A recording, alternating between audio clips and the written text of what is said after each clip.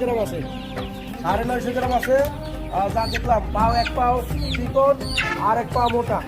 এই পাওটা চিকন, কিন্তু দেখেন এই পাওটা কিন্তু অনেক মোটা। চলবে, মুরগি আনলে যাওয়ার সমস্যা নেই, মুরগি নিয়ে যাবে। 950 গ্রামের ওজনের মুরগি তো ওটা প্রায় অল্প হালকা একটু সমস্যা আসবে, পাও একটু নেওয়া।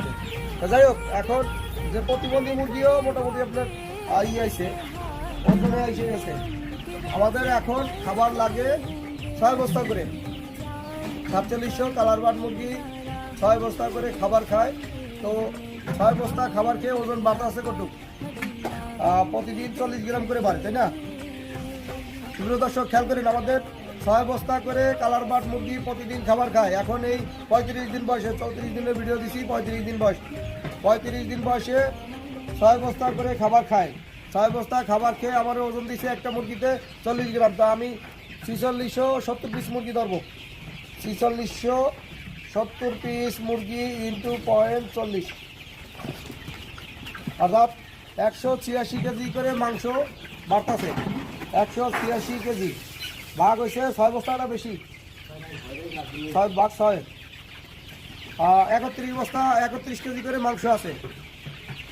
31 কেজি করে মাংস আছে, কারণ এটা ব্রয়লার স্টার্টার, ব্রয়লার গ্রোয়ার। আমরা ব্রয়লার গ্রোয়ার কালকে থেকে শুরু হয়ে যাবে। তা মোটামুটি 35 দিন পর্যন্ত আমরা সোনালি স্টার্টার খাবার খাইছি, ব্রয়লার স্টার্টার আমাদের নিজেদেরই তৈরিকৃত, বা বাইরে থেকেও যেটা কিনছি, ওই যে এনামের খেলার লেগে বাটপার কোম্পানি, ওদের হলে গিয়া ডেট নাই, বাটপার বলতেছি এই জন্য যে ডেট নাই, ডেট ছাড়া আমার হলে গিয়া ইয়া দিছে, খাবার দিছে।